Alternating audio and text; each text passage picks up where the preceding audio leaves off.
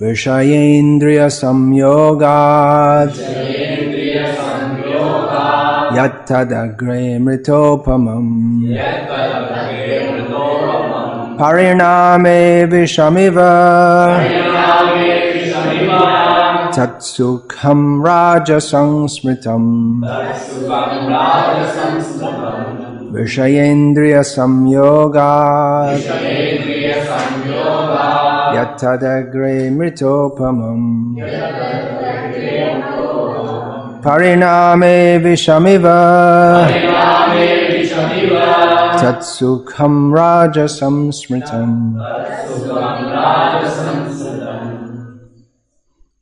That happiness which is derived from contact of the senses with their objects and which appears like nectar at first but poison at the end is said to be of the nature of passion.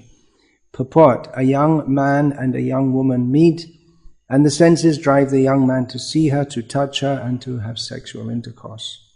In the beginning this may be very pleasing to the senses, but at the end or after some time it becomes just like poison. They are separated or there is divorce. There is lamentation, there is sorrow, etc. Such happiness is always in the mode of passion. Happiness derived from a combination of the senses and the sense objects is always a cause of distress and should be avoided by all means. Vishayendriya samyogat yattadagre mritopamam pariname vishamiva tatsukham rajasamsmritam. That happiness which is derived from contact of the senses with their objects and which appears like nectar at first but poison at the end is said to be of the nature of passion. The mode of passion is intimately connected with material desire. In Sattva-gun, a person is trying to get free from material desire. And in Tamagun, it's a state of perpetual, deep disappointment in which one just doesn't endeavor, because it's a kind of disappointment that doesn't lead to the striving for self-realization, but simply leads to deeper and deeper frustration. But in the mode of passion, a person is very active with the aim of fulfilling material desires, the most prominent of which we understand from Srimad Bhagavatam is sexual desire. Yan maitunadi grihamedi sukham. The happiness of materially attached people begins with sexual happiness, but hitucham. It is certainly insignificant happiness. But it seems to the person in the mode of passion, all kinds of happiness, they seem to be axiomatically desirable, that we have a very strong desire for it, and it just seems right. We should build big buildings and have fast motorbikes and have fancy clothes and have lots of money and Striya Aishvarya Prajepsavaha. We should have women, money, dynasty, all these things. And then, of course, we'll be happy. And the whole material world is running on this illusion. The whole material world is running on this illusion. And it's very difficult for people to come out of thinking like that, because it just seems, obviously, if you have nice food, nice clothes, nice house, nice women, then obviously you're going to be happy. That's what people think. Not seeing the evidence all around them that despite having all these things, people are not happy. So it just seems obvious that we work hard, we get money, and then we spend it, and we're happy, and we have a healthy, strong body, and all these things that are required. to be happy. But someone who gets out of this mode of passion in which you're just running so fast and I have to do this, I have to do that, I have to get this, I have to get that. Bangalore life, where people work. I saw one advertisement there in Bangalore a few years ago. Billboard. Work hard, play harder. It's an advertisement for some shirts. Party harder. Work hard, party harder. So the idea is that after intense, long hours working, and not just long hours with not working like in a government job, which means you don't do any work, but really intensely working, then at the end of the week, when you should be exhausted, and actually are exhausted, then take some intoxication and then get jacked up and party harder. This is the mode of passion. And it ends in pariname vishameva. It transforms into the distress of, for instance, ending up in a institution for mentally or psychologically damaged people. As that's one of the many good businesses in Bangalore, is running mental institutions for ex-IT professionals. So if someone can just cool down a bit, become calm, and carefully look at everything and see what the situation is, then they think, well, this isn't this running around and trying to enjoy the senses, that is not good. Then they come to Sattva Gun and Sattvam Yad Brahmadarshanam. By Sattva Gun, of course the characteristics of Sattva Guna, they're mentioned in, well, an important one mentioned in Bhagavad Gita is Sattvam Sanjayate Jnanam. From Sattva Gun comes knowledge. And over and above that, Bhagavatam states, Sattvam Yad Brahmadarshanam. From Sattva Gun, one can come to the level of self-realization, realization of the Absolute. Okay, you're doing that, but the fly's on this side. He outsmarted you. Now he's gone to this side. Very intelligent fly. That's why you see it should be from both sides, actually. For the real, in the Raja Darbar, there should be from both sides. It's not just for showing respect, but it has a purpose. You need two men to get rid of one fly. Just see. And we think we're in control. Meanwhile, the fly's gone to harass someone else, so he outsmarted you again. Even the fly has intelligence. Okay, well, if you go and sit down, then only the fly will come. So I guess you can go and sit down, and then you can jump up if the fly... There's no fly here now. So, Sattva Gun. One should rise to the platform of Sattva Gun. Otherwise you end up taking birth as a fly. That's in... The fly is in the mode of ignorance, but with a good admixture of Rajagun, by which he can fly busily here and there and find pieces of stool and then come and go on your food and all this kind of thing. He's active fool. So, in Raja, we say the Tamagun is the mode of ignorance, but in Rajagun there's no knowledge, actual knowledge. There is Sattvam Sanjayate Jnanam. Sattva Gun leads to knowledge. Now in Rajagun there may be knowledge also, just like this modern civilization is developed by science and technology and political schemes and economic schemes, and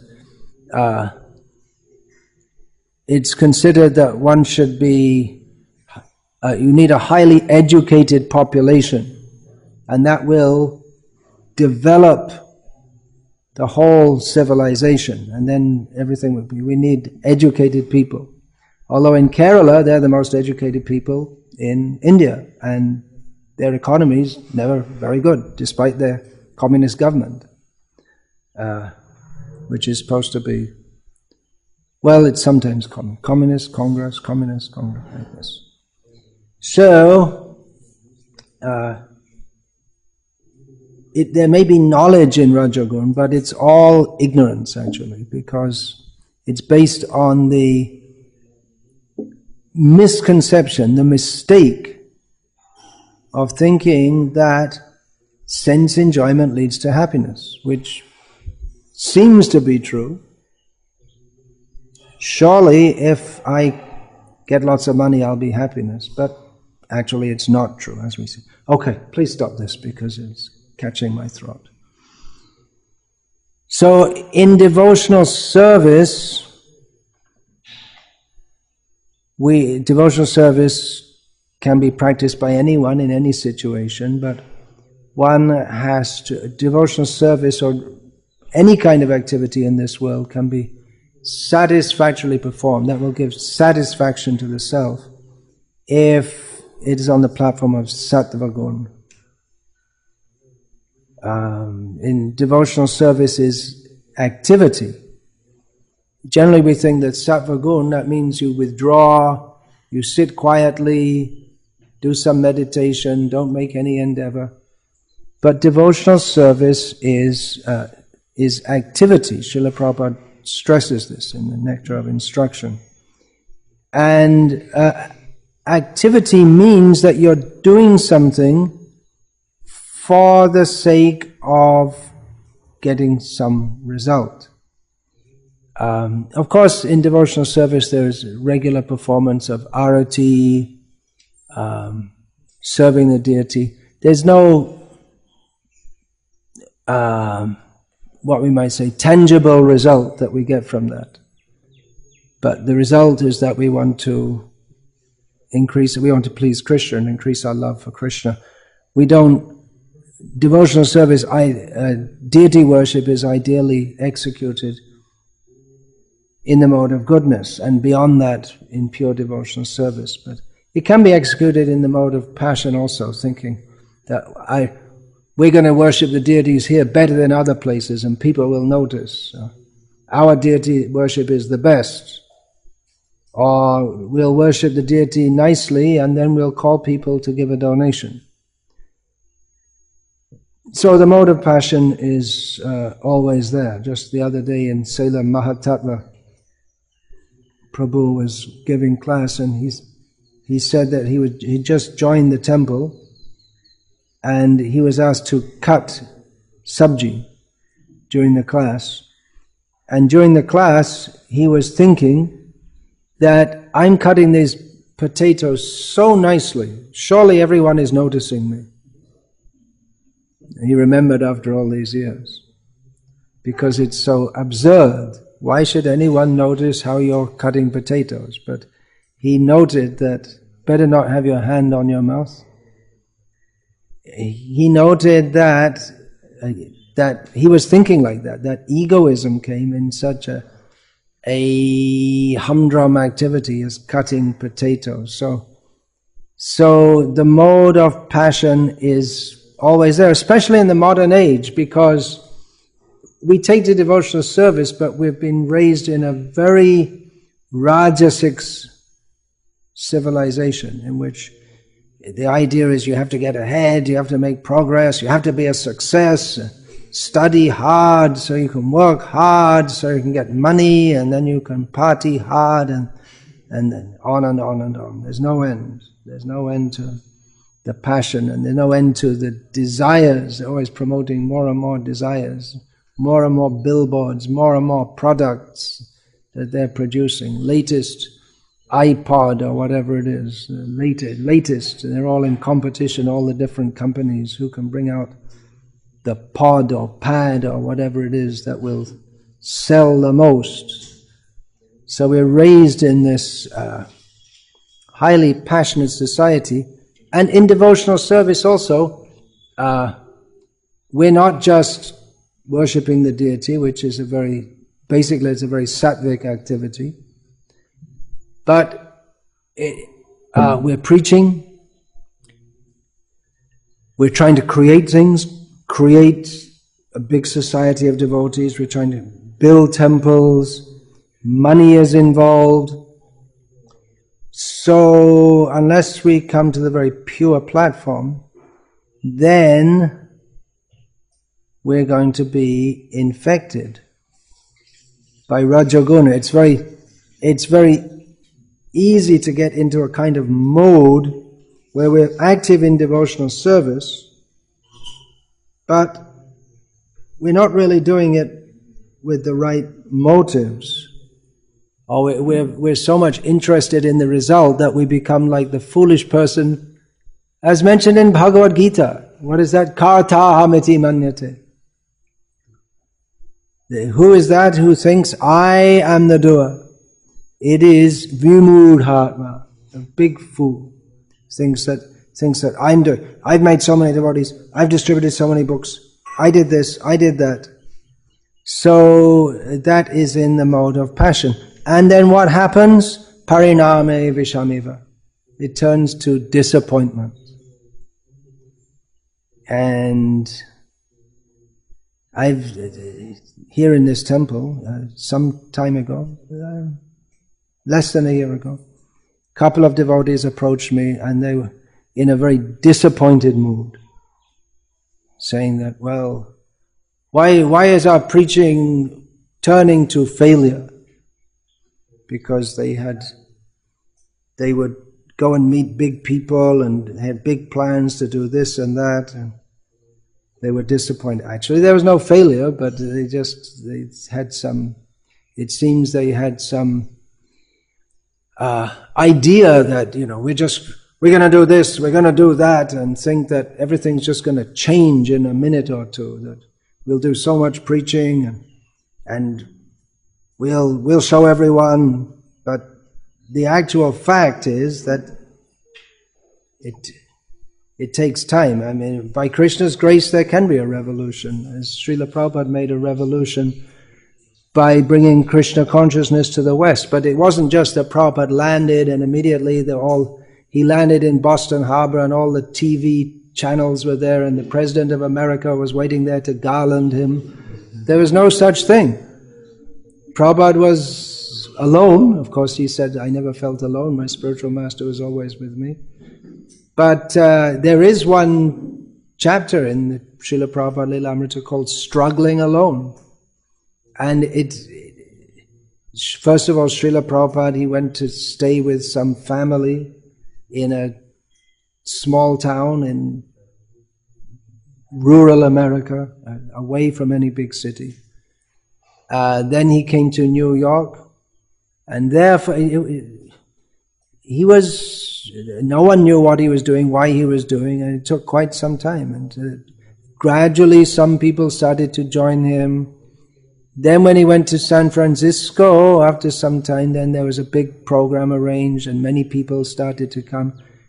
But even those many people who started to come, whereas in New York he'd only had a few coming, but many, they came, but as the New York devotees used to say, there are many coming, but they're not very serious. For instance, the New York devotees were scandalized by hearing that the devotees in San Francisco thought nothing of going outside the temple after the morning program and going to the donut shop. Donuts, it's a kind of cake, you could say. And they thought, well, it's okay, but the New York devotees thought, it's not okay at all. And things gradually developed. It wasn't that Srila Prabhupada just went there and all of a sudden everyone bowed down at his lotus feet. They should have done, but they didn't. So these devotees had become disappointed. They didn't have the patience that comes from the mode of goodness to realize that you have to do, that you may desire to do many things very quickly, but the actual nature of this world is that even materially, even to do anything material, it takes time. Even some of the most famous entrepreneurs of the modern age, Bill Gates and Steve Jobs, it wasn't that they just started off and made their computers and all of a sudden they were rich, but they had to struggle, and it was gradual, and then it built up. And there are many who try and have good ideas, but it just doesn't work out anyway. There are many factors. However brilliant ideas you have, or however confident you may be in yourself, there are many factors. It may be that someone has very good ideas, but they just, because the time factor or various factors, it just doesn't work out. So we are not the doer. That's one thing we have to understand. We have to work and understand that we are not the doer. Everything is in Krishna's hands. This idea, I'm going to do this, I'm going to do that, I did this, I did that. That is not a devotional attitude, and ultimately it turns to disappointment. We see that Lord Brahma, he is the greatest Brahmana in the whole creation. If one executes the duties of a Brahmana perfectly for 100 births, you can take the position of Lord Brahma. But then he's entrusted with creation, which is an activity that involves Rajoguna. So he prays that those prayers are there in Srimad Bhagavatam, that I may not be affected by Rajoguna. But actually, he does. At least that's how it's described in Bhagavatam. That when the Kumaras refused his order, the 4 Kumaras refused his order to procreate, he became angry. He tried to suppress it, but he became angry. And that anger became manifested as Rudra. So, how do we get free from Rajagun and come to Sattvagun? Well, Sattvagun is characterized by knowledge. So we should cultivate knowledge, spiritual knowledge. But sometimes we see that devotees, they study, but still they're strongly affected by this Rajaguna. Whereas Arjuna, Krishna taught, this Bhagavad Gita, Krishna speaking to Arjuna, Arjuna had to fight, which is a highly, well, at best it's a rajasic activity. Generally that's considered rajasic. Kshatriyas, they're considered to be strongly influenced by the mode of passion. The kind of fighting that goes on in the modern age is more in the mode of ignorance, with bombing, terrorist bombings, bombing civilians, no laws, just kill people, that's all, somehow or other. No rules of combat.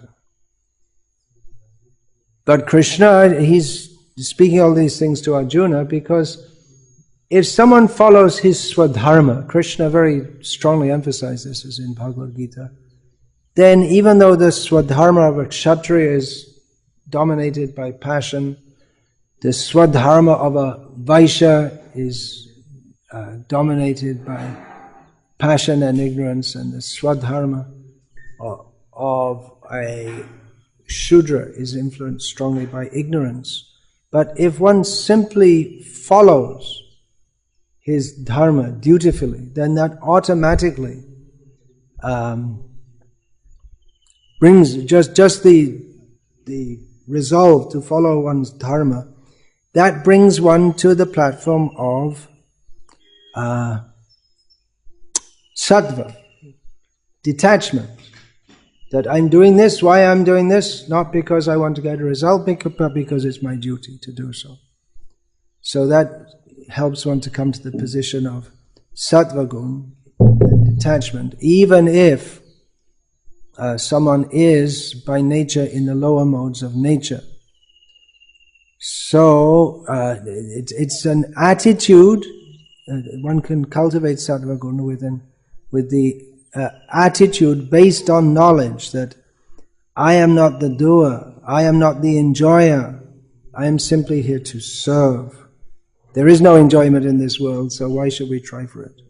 We may not even recognize that in devotional service it is influenced by the modes of nature. But Lord Kapila Dev describes this, that there can be devotional service which is influenced by ignorance, by passion, by goodness, but only devotional service free from the modes of material nature is pure and fully pleasing. So that why are we talking about sattva gun? Then why are we not talking about shuddha sattva? Because we are conditioned souls, and we have to cultivate the attitudes that are in sattva guna are conducive to help us rise to the platform beyond all the modes of material nature. For instance, in sattva gun, if we understand I'm not the doer, whereas in raja gun, we think I am the doer. I am the doer and I will enjoy the result. In sattva gun, one thinks I'm not the doer, but I have to work as I'm obligated. The result is not for me to enjoy. But that is close to the attitude in Shuddha Sattva, where one thinks that I'm not the doer, I'm simply a servant of Krishna, and Hari Guru Vaishnava, I'm their servant, and I have to act not for my own enjoyment, but for their enjoyment.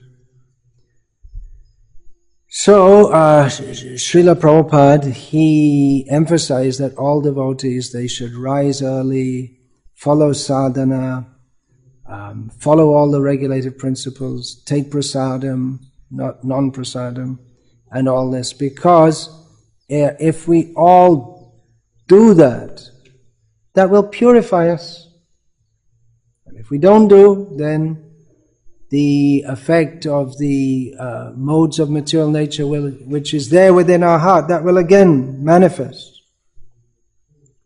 It's sadhana, means we have to keep on doing it. Day after day after day. Nityang Bhagavata Sevaya, daily. We have to keep on with it. Srila Prabhupada, he was very insistent on this. If you read Srila Prabhupada's letters, you'll find that again and again and again, many of his letters he wrote to leaders of the Krishna consciousness movement, and he'd write about some management issues, but many letters he would say that you have to make sure all the devotees are rising early, chanting 16 rounds, taking only prasadam, going out for preaching and all these things. So, and he also wrote that the leaders, they have to do that by example. They have to set the example. Because yad acharati shreshtaha, whatever those who are considered best do, others follow, whether it's good or whether it's bad. If we have a leader like Yudhishthir or Parikshit, then we would expect that the citizens will be good. We can't guarantee they'll all be good, but if we have a leader like this Italian Prime Minister, just got locked away for 1 year, and what's his name? Buluc? I don't know, I'm not very good at Italian names. And he's open about being highly interested in sex with women and youngsters also. He's not open about the youngsters, because that's illegal. So, what can you expect with a leader like that? You can't expect people to be good. Or if the leaders in the modern age, the political leaders, it's just expected that they have to make arrangements for sense gratification for the citizens. They have to make arrangements so everyone has enough money. And of course, here in Tamil Nadu, one political party gave away free TVs to everyone. Those who don't have TVs, you get a free TV. And of course, they also had their own TV station, so that the people could watch entertainment on their station and get the message to vote for them also. So it wasn't exactly altruistically motivated. But that's what people think, that we'll give free egg for the children, midday meals, one free egg. Well, we'll give 2 free eggs. Someone comes along and says. May happen to the midday meals program also. So why is all vegetarian food? That's sectarian. If we really want to make the children good, we have to give them eggs and meat. That will come. Already some politicians are saying that. So in Krishna consciousness also, the Srila Prabhupada, he was always stressing that leaders have to be ideal, knowing that the followers, they'll follow the good example or the bad example. Now, it's a great responsibility to be a leader in the Krishna consciousness movement, considering that we're all coming from this nasty civilization. And we all have various anarthas, and that if we can't overcome those anarthas and we're a leader, then that will affect how we lead others, and others will pick up those traits. So, what was Srila Prabhupada's solution? Well, many times he said, just like George Harrison asked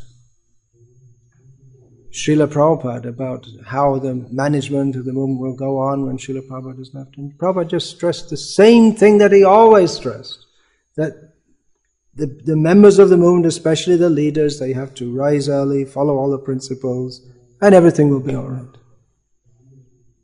Of course, if we say everything will be all right, how can everything be all right? Because in this material world, everything is all wrong. So how can we expect that everything will be all right?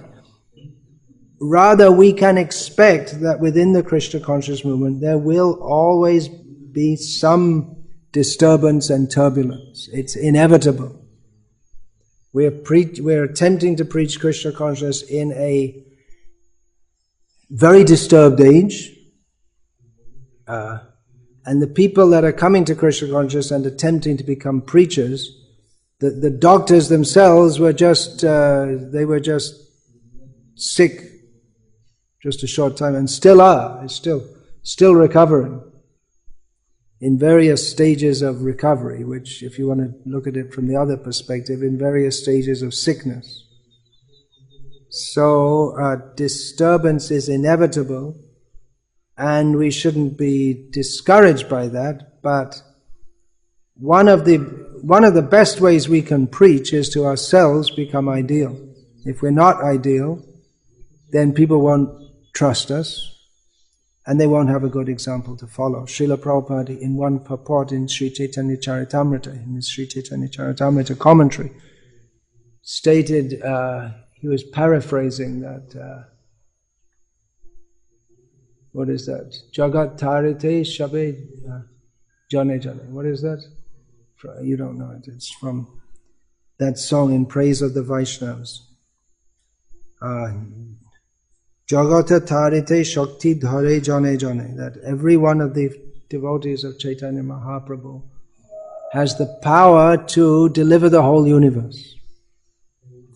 So Srila Prabhupada said that we therefore request the members of the International Society for Krishna Consciousness to all be pure devotees, so that the people of the world may benefit and they may also be pure devotees. So sometimes in our management we think we have to make this scheme and this management plan and that management plan. And there, in the Kami world, every day practically there's some new book coming about how to do management this way, that way, some other way, this scheme. I remember in the 1980s there was this whole thing about horizontal and vertical management, and as a result of that they set up all these ministries, minister of this, minister of that, minister of everything else. That was supposed to be the horizontal management. The vertical management means top down, and horizontal means it goes on all levels, and it sounds good, but guess what? It's just another idea that someone made up, and that's all. And then there are the 1 minute manager, the 59-second employee, who stole my cheese, in search of excellence, and there's so many, the 7 habits of highly effective people, and on, so many management schemes. But Srila Prabhupada's management scheme was that all the members of the Krishna consciousness movement should rise early and chant Hare Krishna, minimum 16 rounds, offenselessly. He had often emphasized this. And be fully engaged in devotional service. And you may say, well, that's not very practical. Well, that was Srila Prabhupada's standard. And unfortunately, we have seen over the years that many of the leaders, well, maybe not many, but some, they don't follow this, and there may be reasons for that. Health or tiredness or whatever. But at least Srila Prabhupada's standard was that if they can't follow these basic principles, for whatever reason they may be, then they shouldn't be a leader. So you have to lead by example. Yad yadacharati shreshtas. If the leaders don't get up, if they don't think it's important to show their face in the temple before 8 o'clock in the morning, then everyone else will have an excuse also. So those who aren't physically fit enough to rise early and do all these things, then how can they be fit to lead a movement? I mean, even the karmis, as Srila Prabhupada noted, they rise early. The people who get things done in the world, they're not sleeping till 11 o'clock. He gave the example, Srila Prabhupada gave the example of Napoleon. He used to sleep on his horse. When he was marching with his troops, he would sleep on his horse. That means as he was marching, he would do like that. So he was, of course, we don't exactly want to be like Napoleon, but Srila Prabhupada gave that as an example of someone who they're fully into it. So they're fully into whatever they're doing. So what is our activity? Spreading Krishna consciousness. We're trying to do that. But what are we asking people to do when we ask them to take up Krishna consciousness? To rise early, chant 16 rounds, study Bhagavad Gita and Srimad Bhagavatam, worship the deity. So we have to set the example. Otherwise, if everyone thinks that Krishna consciousness means just to run here and there and bring bricks and all these things, then everyone will be doing that and no one will be chanting Hare Krishna. And then what's the point? There are already so many organizations which call themselves spiritual. So, yeah, this if we have a daily sadhana program, that should help to keep us focused on Krishna. That's the whole point, right? What's the name of this society? International Society for Krishna Consciousness. So, as Srila Prabhupada sometimes used to say, the test of your religion, whether you call yourself Hindu, Muslim or Christian, are you becoming mad after God? So that is the ultimate. That's what it's all meant for, ultimately.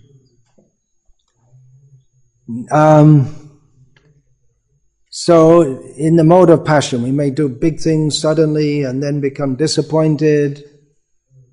But in the mode of goodness, steadily working.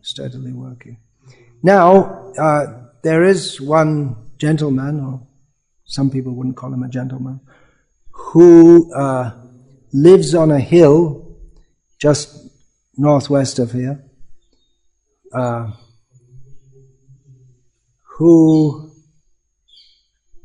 far northwest is Bangalore? About 150 kilometers? 200 kilometers, okay. So he's been very successful in many ways in spreading Krishna consciousness. He's very steady in what he's doing, very systematic, planning everything, and everything planned out, and has been successful in getting lots of donations and distributes books and opened many centers. So that might seem, well, that's not in the mode of passion, because it's all very systematic. So we hear many praises of that person who used to call himself a disciple of Jayapataka Swami and now calls himself a disciple of Srila Prabhupada. At one point he decided that he was Prabhupada's disciple and not Jayapataka Maharaj's disciple. He decided. He didn't ask Srila Prabhupada because Srila Prabhupada already left our manifest vision. So it seems that he's, by systematic planning, steadily working, he's been very successful. So that might appear to be in the mode of goodness. But I would say that's more like them, or let's, not I would say, but if we analyze by Shastric study, that may be similar to the kind of success that other businessmen in Bangalore have. They're good businessmen, they plan, they expand. Because although we do hear praise of this gentleman as being a very dynamic leader and has spread Krishna consciousness systematically in so many ways, we never hear that he's such a nice devotee and everyone loves him, but rather the opposite, that he's controlled by fear, he's very much controlling everything, and even though we don't know exactly what happened, but even though he's done so many things, but we hear also that he's amassed properties worth several thousand crores. So this appears to be very much the mode of passion, where one is controlling, bringing in money. So actually the aim of our Krishna conscious movement is not to control or bring in money. Some control is required in an organization and money is required. But success is not to be judged simply in terms of money, but Srila Prabhupada said, well, he quoted his own spiritual master, that if at the expense of all my properties and all my mutts, one person could be a pure devotee of Krishna, I would consider my mission successful. And he criticized, Bhaktisiddhanta Saraswati and our own Srila Prabhupada, they criticized these mundane welfare workers who think that they're doing good for others. Because on the bodily platform. They're on the bodily platform. They're not on the spiritual platform. So Bhaktisiddhanta Saraswati Thakur said that the neophyte devotees ringing the temple bell once is more beneficial to the whole world, both materially and spiritually, than the karmis who opened thousands of schools and hospitals. That's quite a statement, isn't it? It just goes to show that devotional service, even in the neophyte stage, is more valuable than any mundane welfare work. It's on the bodily platform. So that is our vision. If we may think that some sadhus are very good and they're very gentle and nicely behaved, but our vision is that, and they're helping others by having hospitals and schools and all this thing. But our vision is that if one person goes back to Godhead, that's far more valuable than even the whole world is benefited by, I don't know, sewage systems everywhere. Now in India they want to have sewage systems everywhere. In Vrindavan some years ago they put a sewage system which immediately blocked up, and that's why... Ever wonder why Vrindavan there's always a bad smell of stool everywhere? Because they put a sewage system. And it blocked up, and it's remained blocked up ever since. Whereas previously they had the people, Hari, what do you call that? The Bangi, in Bengali is called Hari. They would come and clean out the stuff that people produce after they've eaten a good meal. And then they became advanced, and they put in a sewage system. And that's why, according to our olfactory senses, our sense of smell, Vrindavan smells. Actually, the smells there are beautiful smells of the spiritual world, but we don't smell that. Anyway, people may think we're doing good for the world, so even if we make the world perfect and beautiful and everything nice, our vision is if one person goes back to Godhead, that's more valuable than making the whole world nice, because it isn't nice. It's full of birth, death, old age and disease. However well organized it is, even if you stopped all the crimes against women, they're talking about it. So much talk about crimes against women. Even if we stopped all of that, we wouldn't consider it a major achievement. It's because what we see is that every woman who's ever been in this world has been abused. And every man also, unless they're brought to Krishna consciousness. The whole material world is one of mutual abuse. Everyone is abusing everyone else. So gang rape is particularly horrible form of abuse. But then there's millions of animals being killed every day. Why don't they make a fuss about that? And all of a sudden they got all angry about one gang rape. And there are other gang rapes after that, but they still concentrate on one in particular. They make such a big thing of it. And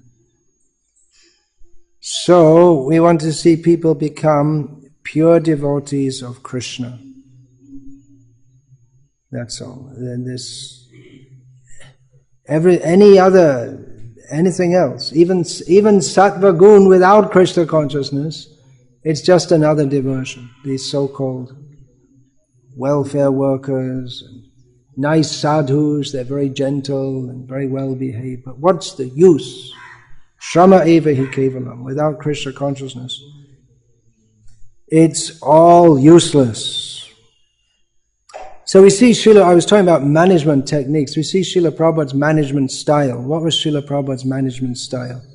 Well, Srila Prabhupada was concerned that money is properly spent. He didn't like misspending. He was concerned that everything is properly maintained. But he did take interest in all these things. He would try to get the best. He personally went to Japan to negotiate the printing of his books there. That was the main reason he went there, when on one visit. He was very much concerned with all these matters, but sometimes he would get into, have long discussions, getting into the details of accounts and all these different things. So he's very much aware of these things and concerned, but his basic management style was to chant Hare Krishna and to induce others to chant Hare Krishna. And he said that he wrote a letter to one of his leaders that if you see that all the devotees are rising early and chanting 60 rounds and following all these things, their management will be at your fingers' ends. In other words, it'll be easy. Because in Krishna conscious, devotees cooperate and serve because they're satisfied in Krishna consciousness. And if they're not satisfied, that means they're not properly in Krishna consciousness. So, both things. Srila Prabhupada managed by preaching. He was Krishna conscious, he chanted Hare Krishna, and he preached all the time to everyone. Whoever was around him, he'd speak about Krishna. Now, there was one manager of a major temple in India. He was the temple president for some time. He managed by not managing. That means he would go on parikrama and take devotees here and there and show them different places. It was a disaster. The whole temple got into tremendous debt and it was not clean. So when we say managed by preaching and by being Krishna conscious, that doesn't mean neglect.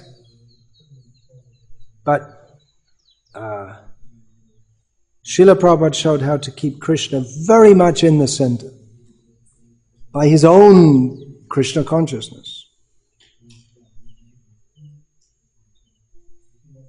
So I mentioned some things that we can all learn from. This just came to my mind. Actually, I wasn't going to speak on this. Just in Guru Puja, some thought came to me about this. How this in the mode of passion is described here. It feels so good. I've got to do it, but in the end, it turns into poison. So sometimes we see like that also. Immature devotees, they think, yeah, we're going to do this and we're going to do that, but they have no experience of the world as it is, that things, just by wishing, things don't happen. You may have, this plan's going to work. I remember once I was on a train from Thailand to Malaysia, and one young Englishman came up to me and told me, I'm going to write books, and he said the name of some famous author whose name I don't remember, I didn't even know at the time, and he makes millions of pounds by writing these books, but they're not very good books. I can write better books like that. I'm going to make millions of pounds by writing books, he thought. He thought, well, this person can write books, and they're not very good, in his opinion, so I'll write books better than his, and I'll make more money than him. I didn't bother telling him what a fool he was. This young man, and he thinks, yeah, I'm going to do this, and no experience of life as it is. So, in traditional cultures, young people didn't have as much freedom as they do in the modern age. This whole thing, people have freedom, but people don't know, they don't know how to live or what the purpose. This freedom is just so they can be more easily exploited, actually. In traditional societies, young people, they may be married, but they'd still be under the control of their parents. And you may say, well, they didn't have the freedom, but they were protected also. Once in Australia, I was giving a talk in a university, and I was saying about how women are protected. And one, surprise, surprise, woman asked me after the class, why do women need protection? And I said, from lusty men. Well, it's a fact. We need protection. And we need protection from our own lusty minds. Because, especially in youth, the mode of passion is very strong. That feeling, yeah, I can do so many things. And the sense of sense enjoyment, it feels so strong and powerful. And that's why you put boys and girls together in the college, and they think, oh yeah, great, let's get together. But pariname vishamiva, in the end result, especially for the girl, is like poison, because the boy who she thought loved her dumps her, and she has to get an abortion. So what did she benefit? And he moves on to someone else. That's why women need protection, because they can easily be misled. So in the same way, we may think in devotional service, I'll do this, I'll do that. Why is everything going so slowly? We can do much better. But there have been many people who thought like that. And even those, of course, there may be visionaries who do something like, I mentioned Steve Jobs and Bill Gates. But they also had to work hard, gradually. And apart from them, there have been many, many, many people with ideas. They have inventors' exhibitions, don't they? And so many people invent so many things. But out of those inventors, hardly any invent something which actually makes a significant difference in people's lives. So there are other factors at work also. Srila Prabhupada went to the West. He tried hard. He depended on Krishna, and things developed. So let us endeavor patiently in devotional service. and not be in the mode of passion, where it's the shooting star that makes it like a firework. It makes a big light in the sky, and in 30 seconds it's finished. Better to be steady in devotional service. Hare Krishna. Any question about this, please?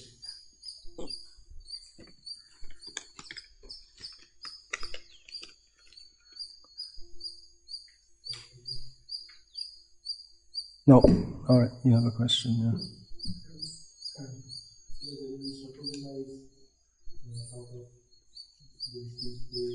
Generally, Sattva Gun, it's considered that people are peaceful in Sattva Gun, yes.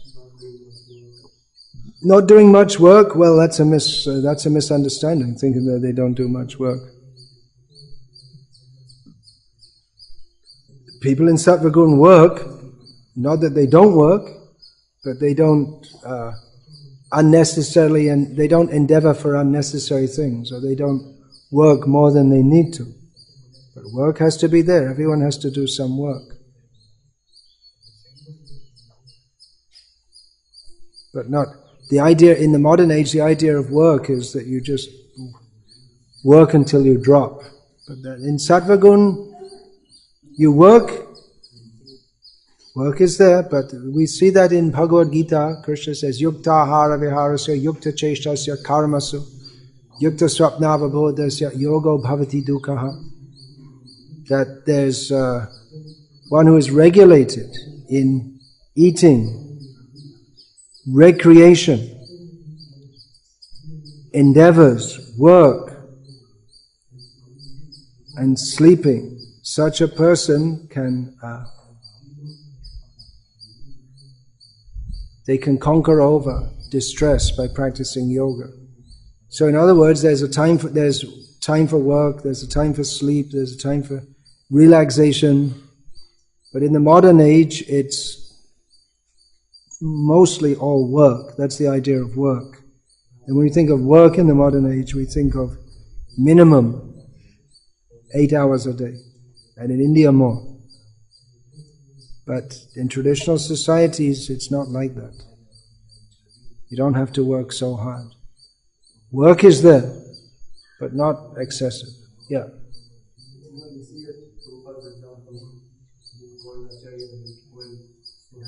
Srila Prabhupada worked very hard, yes. But as he said, our work is recreation. What was his work? Chanting Hare Krishna. Yes, he worked hard. He was setting up a movement.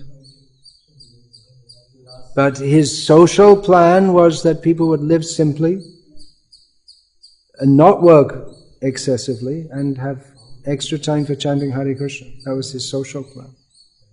But to set that up, he sacrificed by working so hard. But Srila Prabhupada wasn't in the mode of passion. Nor should we be in the mode of passion. And we should follow Srila Prabhupada's example that even though he was working so hard, he was quite content just to sit down and chant Hare Krishna also. In early 1977, when he already had plush apartments in New York, Melbourne, London, France farm. There's so many rooms, Srila Prabhupada. You can go and visit now, and they're really first class, fit for a king. But Srila Prabhupada was content to sit for, I believe it was 3 weeks in Bhubaneswar in a mud hut. He was quite content to do that, which these demons have broken that now. In the name of widening the road, they broke Srila Prabhupada's hut. But it wasn't that Srila Prabhupada was working hard with the aim of amassing wealth or even followers. Srila Prabhupada was working, and he did make many disciples, but he always said that these are devotees sent by Krishna.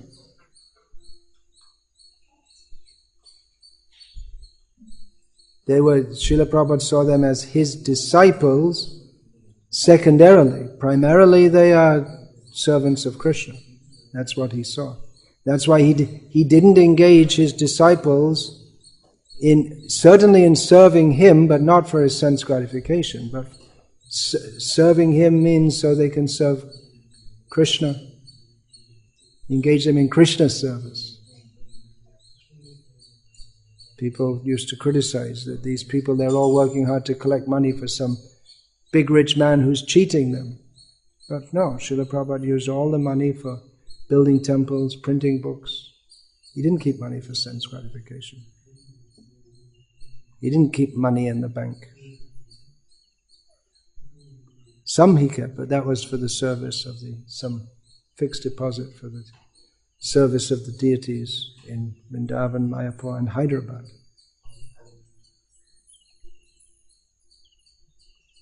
Yeah, anything else?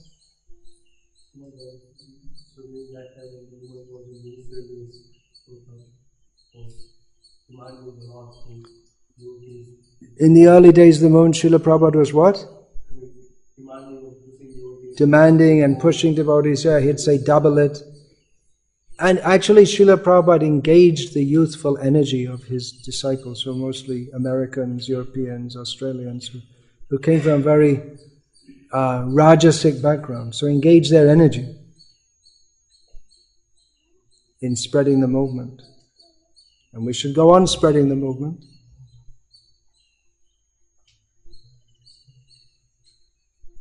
But that doesn't mean that's Rajo guna.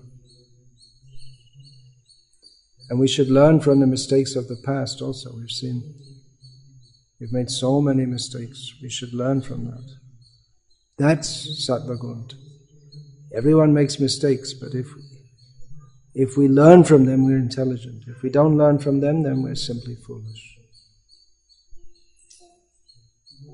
Yeah, who's it? You have a question.